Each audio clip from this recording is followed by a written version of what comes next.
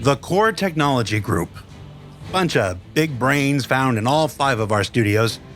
These are the folks that have been working to expand Star Citizen beyond the limitations of the traditional client-server model, to distribute what would have been the work of a single server across many. This work has many parts, but the collective name for all the technologies that allow this to happen we call simply server meshing. Beginning late last year, the newly created Tech Preview channel was used for a series of tests. And while the work of server meshing is that of our entire development staff, toiling in concert with the Core Technology Group, we asked members of the small but dedicated UK networking team to speak on their behalf. This is Dev Diary Server Meshing.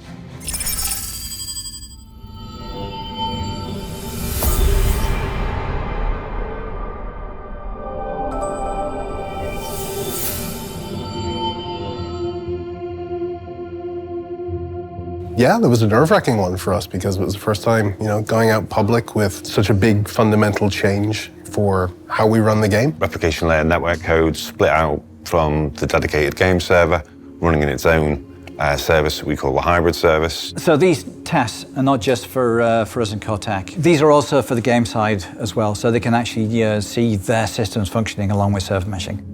It's kind of one cohesive whole. So that was the first time trying to deploy that kind of environment, which is radically different from what we've had to do before. One of the major purposes of Tech Preview is to expose the game to a much wider audience so that the rest of the development team can see more of their work exposed, really help us pick up on all the little corner and edge cases that we don't necessarily spot if we only have a handful of people testing. So it's really good to have other development teams look at the tech from a development perspective and on a live environment as well.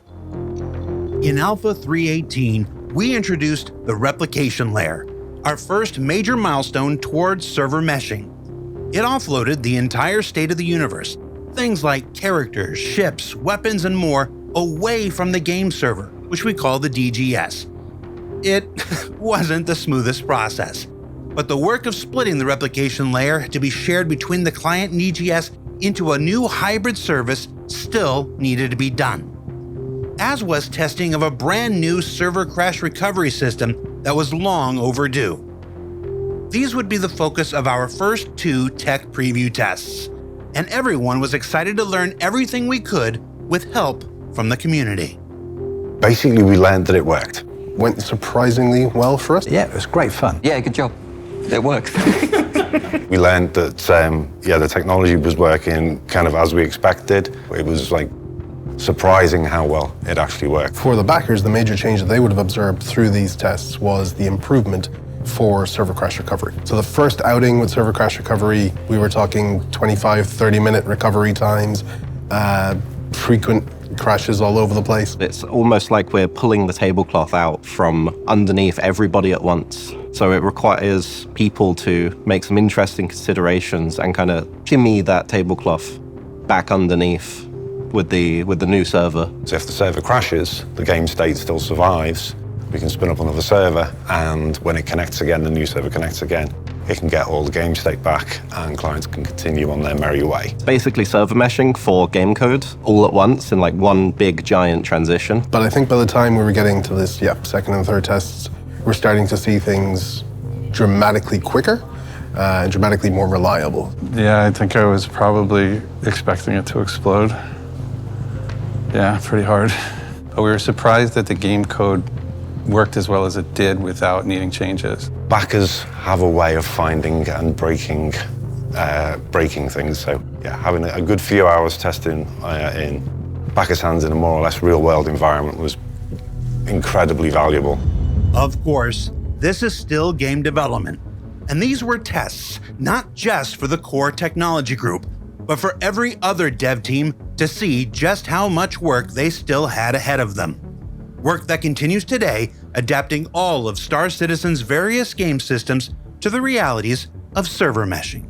We found that there were some gameplay systems that weren't quite ready for server crash recovery, that could cause some issues when a server crashes and one takes its place. So that kind of allowed us to kind of create a bunch of bugs and send them out to various gameplay teams. What's cyclical crashing? Basically, when the server then tries to recover, start back up, it would then deserialize the state that we had stored previously, and the state itself was corrupt, so it would just crash, and it would just keep trying. Pretty annoying. A lot of people were like, this, let's turn off server crash recovery, that's the problem, when actually, no, it wasn't the problem. It was just the state it was in. When it is working, it works very well. Star Citizen is a large, complex game. Every little bit of it across core tech and the actual game system has to function perfectly for server meshing to work.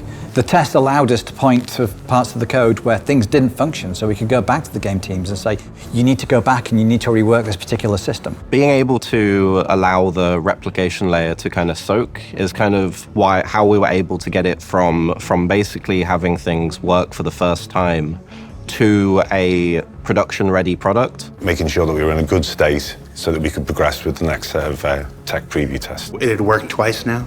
Yes, yeah, the overconfidence was starting to grow, yes. With 2 successful trials in the can, the team broke for the holidays, returning in January with more tests, more fixes, more bugs to discover, and even improvements to the very manner in which we collected and analyzed data itself. At this point now, it's not only about just getting server crash recovery working, but we're really starting to see changes come in from the game teams for the various systems that interact with it.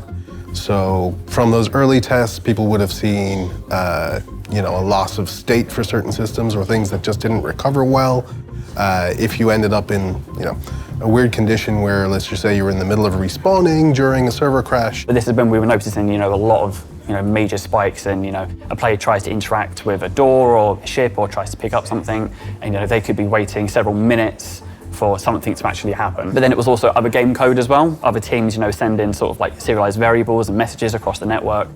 Some of them were like being sent twice, which obviously is not ideal, because if we're sending messages twice, we only need to send it once. Then we've got 2 messages being sent, which is the backlog or the queue is just going to get busier a lot quicker. So between now and then, data, analytics, metrics, making sure that the development team have the information that they need when they request it as well, and having our back-end dashboard set up so information is correct and not incorrect, because we don't want to provide incorrect results. We're starting to see fixes for those kind of strange cases start to come in. So the overall experience at this point now would have been much more solid. At this point, after a series of necessary wins and a reconfiguration of our analytics dashboard, with clients and servers now both connecting to the hybrid service, ready to put an end to the DGS crashes causing players to get disconnected, it was time to move to the next major milestone: testing configurations of multiple DGSs connected to the same hybrid service, or put simply, our first true server mesh. The next milestone in our tech preview testing was February 29th, which was the first time that we attempted to have 2 solar systems running on 2 DGSs connected to the same hybrid service, and clients basically able to connect through them, choose which solar system they wanted to play in, and go and play. So this one was the big surprise. So we were really excited to finally get multiple DGSs and multiple solar systems out there into the hands of the backers for testing. And also this was a huge milestone for the platform teams, because it's their first time having to deploy a full-on server mesh with multiple DGSs out to our live environment. That was a super exciting test. We still had the single hybrid, which for us, having a single hybrid manage the state of multiple servers was a huge, huge milestone. And with those, there may have been some bugs, some interestingness. Being able to see crash recovery actually occur and then succeed on the Pyro server really proved to us that we're kind of getting to that kind of milestone point. We had tried it internally first, but yeah, with the tech previews, it tends to be pretty hot. What you see is the build that we've created the day before. It's kind of a bit of a wing and a prayer to to hope that it is actually going to work. We got a lot of data about our performance, and it all seems to be holding up pretty well. You keep saying surprisingly well. Were you expecting this to just fall on its face? Yes, I've been working in games a long time, and for things to work first time is very unusual. So yeah, I was fully expecting something to explode and for us to have to patch something up. A little bit of anxiety, I feel, with teams that we'd never tried anything quite like this before, and the tech might not actually cope with it, and then we might have to cancel the test. Things, thankfully, went really, really, really well. Generally speaking, when we tested server meshing stuff out, it's tended to behave better than people expected at the time. So yeah, we've kind of gotten lucky with some of this stuff. However, as awesome as it was to finally see 2 star systems running on the same DGS, there was still one last-minute disappointment for every member of the team. Unfortunately, we had a last-minute issue with the jump points. That meant they weren't quite going to make it for that test. Originally, we were trying to make it so that the jump gates were functional, and you could have done solar system transitions via the jump gates. We didn't manage to make that in time. I remember being very upset that jump points decided not to work at the last minute. But there was an issue with the jump points where if someone used it, the radius to pull in people from the server to go to Pyro was essentially the size of the universe. So if you used the jump point, everyone in Stanton was going to Pyro whether they wanted to or not. And so you had so how did you enforce people not using it? I don't actually remember. I think it was just said, no, don't. And the people behaved? If I remember, only one person tried it and it broke, so nothing happened, which, very lucky. And then, only a week later, on March 7th, the first successful test of a jump point assisted server transition occurred. For us in the UK, the tech preview releases tend to go out like 11 midnight kind of time. And I stayed up and hopped on to kind of give it a look, and the excitement that we had from being able to like actually see us, like thousands of players in a queue, jump through the jump points, and for things to work with minimal issues is a very exciting time for us. I sat by the Pyro jump gate, watching the first backers come through from Stanton. Myself, a whole bunch of the team were online watching that happen. Amazing to see it, kind of culmination of years of work by dozens of teams and hundreds of people. I remember being really happy because everyone was thrilled. All the backers were really thrilled that they actually saw it themselves. I remember the players going through the gate and smashing into each other on the other side. They would just come out of the gate and somebody would be parked there from having just come through, and they would crash into each other. They would spin out. It was really funny. Yeah, it was pretty great having people actually be able to do it, something they'd been waiting for God knows how long. Seeing people actually use the jump gates for the first time, that was like really exciting. That I think brought home to the community at large that this was actually server meshing, that we're actually doing the real tech here, and it actually works. And yeah, we knew it all along, but yeah, it told everybody else that yeah, we're doing the real deal here. Yeah, I knew it would. Oh, you knew it would work? In that run-up, we tested nothing but the jump gates, because that was our focus, so. UA is so cynical that if they say it works, it's gonna work, can believe yeah. Right. It's gonna work. That works. And with these first successful tests now having proven out the project's ability to simultaneously operate 2 star systems across 2 DGSs on a single shard, the time was fast approaching to test the other core functionality of server meshing technology: the subdivision of an entire star system across multiple servers.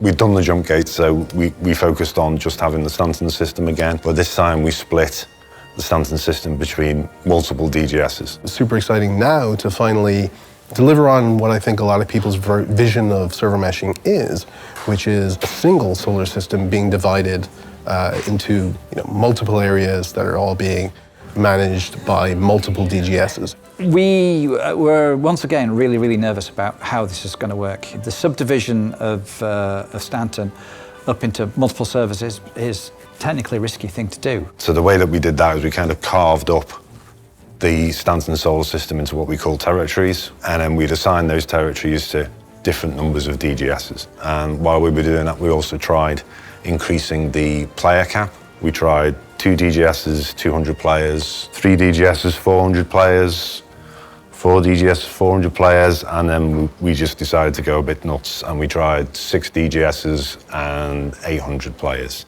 And that was really to stress the system, test server crash recovery, and kind of, get all the performance information about how the hybrid service is able to handle these higher numbers of DGSs and higher numbers of players. And seeing 800 players in a shard and seeing the screenshots on Reddit, very, very exciting to see that what we had made was capable of that, though there's certainly improvements to be made. We actually exposed a bug during that one where you would drop out of quantum travel right at the transition point. When someone would transition across that border, they would just vanish. So yeah, it made it very obvious where the borders are. All the backers were like, oh, we know where the server boundaries are. That was accidental, but it provided us a fantastic testing opportunity because people could really hammer all sorts of crazy conditions at the boundary to see, shooting other ships across the boundary and all throwing cargo boxes across and watching it all largely work. Shooting across it, EVAing across it, lots of testing that we weren't really expecting to get out of that actually happened. And for the most part, it held up really well. This configuration of star systems, broken up into multiple territories, each containing one or more parts of the playable space like a planet or moon, distributed between whichever number of DGSs are available, and spreading the simulation workload across all the DGSs in the mesh, is what will one day allow us to seamlessly move or transition players throughout the galaxy without immersion-breaking loading screens. But with this first series of tests now completed, it was time to step back and ready the replication layer split and server crash recovery for Alpha 3.23. I watch a lot of streamers and videos, and everyone was really, really happy. And that makes me happy. That makes me motivated to do my job. When the RL split went out in 3.23, we didn't see too many problems. And things seem to be working very, very well. And I believe that's largely can be attributed to the amount of testing that we've done, kind of leading up with the backers and with the public. When general QA was testing it, when they first got their eyes on it, you could hear a pin drop when they were testing it. It was so quiet. People were so worried about it. And then when the test was over, they were floored, essentially. They didn't realize that tech had already been put into the game. And it was actually pretty incredible that it worked so well. The server recovery stuff was always something we have to get into Star Citizen to make the whole thing work. The crash recovery stuff required a lot of work on the game team side of things just to make sure that their systems is compatible so that when we do have the crash recovery, their systems will recover along with the actual server. It's a testament to our approach to all of this with Tech Preview, with getting all of this out into the hands of the backers super early. It's given us an environment and a place to mature this tech. So at the time that we came around to delivering it for real in the live release with 3.23, we had really good confidence that it was going to work, that it was going to be a good experience, and I think for the large part that's been true. With Alpha 3.23 now out, there's still work to be done, and a new series of trials have already begun by the time this episode airs. Between now and 4.0, we've got a lot of work to do, both on the tech side of things within Core Tech Group, with the teams who are actually working on server meshing. There's a lot of work to do on the game side of things. We've got to work with the game teams very, very closely. Pretty much every system in the whole game is affected by server meshing to some extent. More tech previews in the lead up to 4.0. That should help us harden some subdivision, multi-system split, and kind of see where we can kind of push things. Every time they bump up the test, more and more people, I'm just like, oh, now they're gonna find more stuff that we don't know about. Oh no, there's more work coming. My team's also improving tooling as well, making sure the health of the content is and the world we're building is the best it can be. Ultimately, these steps between now and Alpha 4.0 and the continuing work beyond are only made possible by the support of fellow developer and tech preview tester alike. And it's these efforts that keep the teams moving forward towards these difficult but attainable milestones. Has there ever been a point in the last 5 years where you lost faith? No. Really? No, yeah, no. No, I mean, there have been some, it's been a bit rocky at times, but I never lost faith because I believe in the tech. I don't think we could have done this anywhere else. Nowhere else would have the patience to really develop this kind of tech on the promise of something that might happen. I don't think there is another game company on the planet that can do what we're doing. We can take risks to produce amazing technologies that other game companies simply can't take. I'm pretty convinced that this couldn't be done anywhere else. Might sound like we're really confident with how well Tech Preview has been going, because we are, but we're honestly amazed at how smoothly a lot of this has gone. Always room for improvement, of course, and there's always things that we wish had gone better. But by and large, we're really impressed with the maturity of the tech so early on. How will it perform under really heavy load in a real environment? This is an incredibly exciting time for me. I personally have been working on this for almost 10 years. All the little bits and pieces that we've been doing have all been leading up to this. This year's been fantastic in actually seeing a lot of it all come together, and the jigsaw puzzle's virtually complete now. There's just the last few pieces to put in. It's just been amazing to actually see all this work, all this effort that we've put in actually come together, and to be able to put it in the hands of our backers and get their feedback and have them experience what this could mean for the game. It's amazing. Star Citizen Alpha 4.0 will be the first time a server mesh consisting of multiple DGSs with many territories and even multiple star systems makes its way to the live game environment. This represents an enormous step forward towards our goal of making Star Citizen into a massive, seamless, persistent universe. After 4.0, we'll continue to push this first version of server meshing, gradually increasing the number of DGSs within the mesh and the number of players this technology can immediately support. But to fully unlock the potential of the work being done, beyond that, we'll pursue dynamic server meshing, where the distribution of players and entities that get streamed in on the DGSs are managed according to server load. All in all, the journey to server meshing started nearly 10 years ago and will continue to evolve beyond its debut in this year's Alpha 4.0. And we invite you to continue following along with this progress in the Tech Preview channel, where you can help to ensure the best possible future for its development, as well as keep folks like the UK Network team, just one of the many groups dedicated to bringing this technology to life, energized and empowered to make this dream a reality.